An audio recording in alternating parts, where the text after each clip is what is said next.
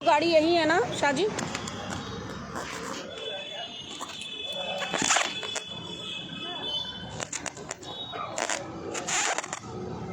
बेटा वो जो मेरे बगल में बैठे थे ना, उनसे ट्राइपॉड लेके आना। मेरे बगल में बैठे हैं।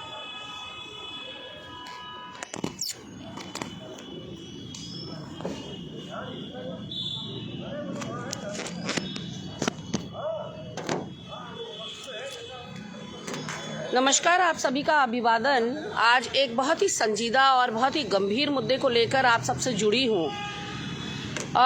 माननीय मुख्यमंत्री जी और समूची भाजपा की जो सरकार यहाँ उत्तराखंड में चल रही है, क्यों युवाओं के भविष्य को लेकर इतने संवेदनहीनता दिखाई जा रही है, या इतना लचर सिस्टम जिसमें कि इन लोगों को आश्वासन दिया जाता है, एक आशा की किरण इन लोगों को दिखाई जाती है और उसके बाद ढाक के तीन पात। लगभग 3 महीने पहले का प्रकरण है। जैसा कि आपको पता है कि यहाँ नियुक्तियों में धांधली हुई थी और पेपर लीक हुआ था।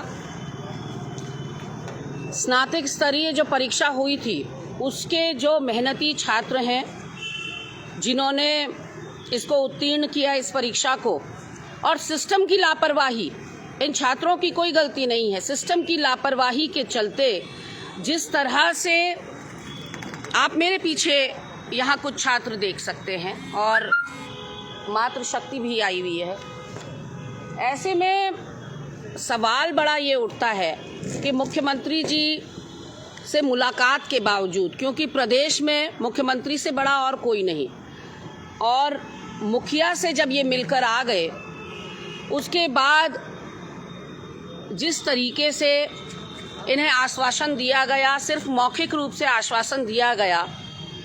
आपको पता है कि पेपर लीक मामला जो हुआ था, 13 भर्ती परीक्षाएं, 8 पर जांच बैठ चुकी है, लेकिन बाकी ये अभ्यर्थी जो अपनी मेहनत से उत्तीर्ण हुए हैं, फैमिली प्रेशर इतना है, 6 से 7 महीना बीत गया है, लेकिन अभी तक इन लोगों से कोई भी संपर्क सरकार ने नहीं किया है। इनको एक डेलीगेशन इनका गया था माननीय मुख्यमंत्री जी से मिलने, और माननीय धामी जी, आपने इन्हें आश्वासन दिया था कि आपके साथ अन्याय नहीं होगा। हम बार बार आपसे कह रहे थे कि आप वो ले लीजिए, इनसे एफिडेविट ले लीजिए, शपथ पत्र ले लीजिए, और उस शपथ पत्र में इनसे लिखवा लीजिए कि अगर कोई धांधली में संलिप्तता इनकी हुई, पेपर लीक मामले में कोई इनका तार भी जुड़ता हुआ दिखाई पड़ता है, तो इनका तत्काल प्रभाव से निलंबन किया जाए। उसके अलावा इन पर कठोर से कठोर दंडात्मक कार्रवाई की जाए। लेकिन जब तक इनकी संलिप्तता नहीं निकल रही है, तब तक इनकी मेहनत का ये सिला क्यों दे रहे हैं? क्योंकि जो गलती हुई है वो सिस्टम से हुई है, इनका उसमें कोई कसूर नहीं है। तो सिस्टम की गलती का खामियाजा ये आखिर क्यों भुगत रहे हैं? और बाकी भर्ती परीक्षाओं का क्या होगा, ये भी आपने नहीं बताया। आपने मात्र 8 परीक्षाओं पर जांच बैठाई है। एसटीएफ के पास सारे वो टूल्स हैं जिनसे उन लोगों की धरपकड़ हो सकती है जो लोग इसमें संलिप्त थे। लेकिन चौंकाने वाली बात यह है कि जिसने इस पूरी परीक्षा को कराया वो भी रिहा हो जाता है, जिसने प्रिंट किया प्रश्न पत्रों को वो भी रिहा हो जाता है। क्यों आपकी जो वकीलों की लंबी एक फौज है वो पैरवी ठीक ढंग से नहीं कर पा रही है, सबूत और साक्ष्य उन लोगों के खिलाफ नहीं जुटा पा रही है जिनको गिरफ्तार किया जा रहा है? एसटीएफ ने लगातार बेहतरीन काम किया, उसने गिरफ्तार करके लोग आपको दे दिए, लेकिन एक के बाद एक जमानत पर लोग छूट रहे हैं। तो कहीं ना कहीं ऐसा लगता है कि कुछ ना कुछ दाल में काला जरूर है। ऐसे में ये कुछ छात्र यहाँ पर हैं जो अपनी व्यथा आपसे कहना चाहते हैं मुख्यमंत्री जी, और मेरा आपसे करवत निवेदन है कि पक्ष और विपक्ष की लड़ाई, या पक्ष और विपक्ष का आपस में जो भी नीतिगत या वैचारिक मतभेद है वो अपनी जगह पर है, लेकिन उत्तराखंड के युवाओं का भविष्य संवरे, ये हम सबकी कोशिश होनी चाहिए। हमने पृथक पहाड़ी राज्य मांगा ही इसलिए था कि यहाँ हमारे बच्चों को कम से कम जॉब्स की कमी ना हो, हमारे बच्चों को जो यहाँ के संसाधन है उस पर उनका अधिकार हो, लेकिन आज जब ये दर दर की ठोकरें खा रहे हैं, इससे पहले 228 पदों पर इरिगेशन वाले छात्र बैठे हुए थे, उनकी अभी तक नहीं सुनी गई है, उनको नियुक्ति नहीं मिली है। क्यों आपने भला एग्ज़ाम कराया, क्यों आपने उसका रिजल्ट निकाला, रिजल्ट में उत्तीर्ण हुए छात्रों की आखिर गलती क्या है? और इनके घर की कोई जो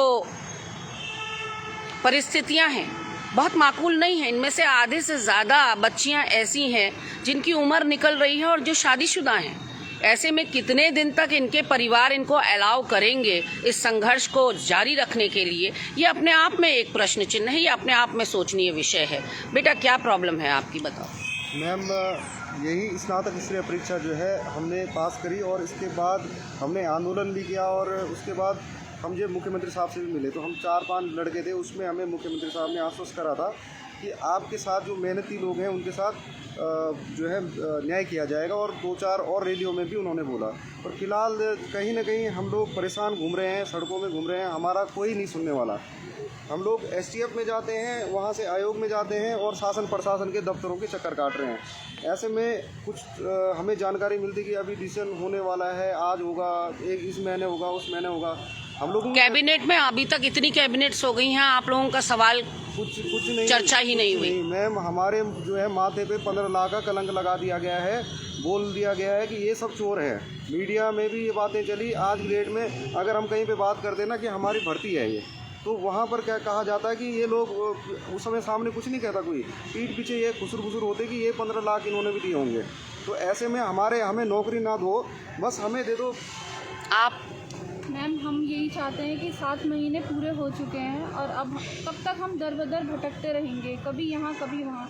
आयोग कहता है कि 50-50, STF कहता है 50-50। उस 50-50 में हम क्यों पीछे मैडम? हमारी क्या गलती है? हमने तो अपनी मेहनत से परीक्षा पास की है ना। तो सरकार को चाहिए कि हमारे लिए एक फेयर डिसीज़न ले।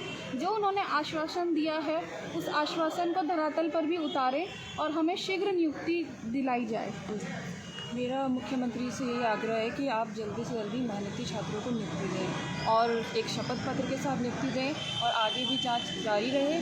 इसमें अगर हम पकड़े जाते हैं तो हम बेशक हमारे साथ कुछ भी, आपको पूरी छूट है, आप कुछ भी हमारे साथ कर सकते हैं। आपका ये लास्ट टर्न है, कहा आपने मुझसे, ये मतलब लगभग आपकी उम्र निकल चुकी है, इसके बाद आप परीक्षाओं में नहीं बैठ पाओगे।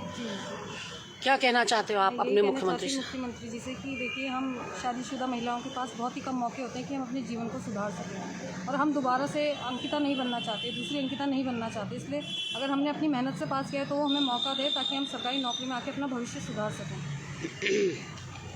बेटा मैम, देखिए, इतना समय हो गया है, अप्रैल में रिजल्ट आया था, अभी तक 7 महीने हो गए हैं। मुख्यमंत्री साहब ने हमें आश्वासन भी दिया है कि हमारे साथ अन्याय नहीं होगा, जो मेहनती बच्चे उनके साथ न्याय किया जाएगा। मैं ये पूछना चाहता हूँ कि हमारे साथ न्याय होगा कब? 7-8 महीने तो हो चुके हैं, अभी तक इतना समय बीत गया है, लेकिन हमें अभी तक ये नहीं उम्मीद है कि हमारे साथ न्याय होगा कब। हम कब तक पढ़ाई करेंगे, कब तक मेहनत करते रहेंगे और ऐसा कब तक चलता रहेगा कि हम इस तरह से भटकते रहें? कभी हम सड़कों पे भटक रहे, कभी किताबें खोलें या सड़कों पे बैठे। मैम, हमारा काम तो सिर्फ पढ़ाई करना है। अब सवाल ये उठता है मुख्यमंत्री जी कि आपसे ऊपर कौन है, क्योंकि आपने डिसीजन इनको दिया था। जब आपने ये बात कही थी इनसे कि तुम्हारे साथ अन्याय नहीं होगा, तुम्हें नियुक्ति मिलेगी, जो मेहनत कश छात्र हैं उनके साथ सरकार अन्याय नहीं होने देगी, तो फिर अब ये कौन सी जादुई शक्ति है जो आपके ऊपर दबाव डाल रही है, जो आप इन्हें नियुक्ति नहीं दे रहे हैं? बार बार ये कहा जा रहा है कि शपथ पत्र ले लीजिए और नियुक्ति दे दीजिए जितने लोग उत्तीर्ण कर चुके हैं, लेकिन बेटी बचाओ बेटी पढ़ाओ का सिर्फ नारा आप लोग देते हैं या वाकई मातृशक्ति के प्रति, युवाओं के प्रति आप लोगों की कोई मंशा भी है? ये सोचनीय विषय है। मेरा आपसे फिर निवेदन रहेगा कि इनमें से कोई भी, कल का जो वाकया करमवीर अग्निवीर में जिसका नहीं हो पाया सिलेक्शन, उसने गलत कदम उठाया, अपनी जीवन लीला समाप्त कर ली, ऐसा कोई कदम उठाने पर इनको मजबूर मत करिए। मेरा आपसे हाथ जोड़कर निवेदन है, संवेदनशीलता दिखाइए। और तरीके बहुत सारे हैं उन लोगों को फिगर आउट करने के, जिन लोगों ने धांधली की उनको फिगर आउट करने के तरीके भी बहुत सारे हैं। अब जानबूझ के नहीं किया जा रहा होगा दूध का दूध पानी का पानी तो अलग बात है, अदरवाइज ये हमारे भी समझ में आ रहा है कि उनको चयनित करना या उनको चिन्हित करना बहुत आसान है।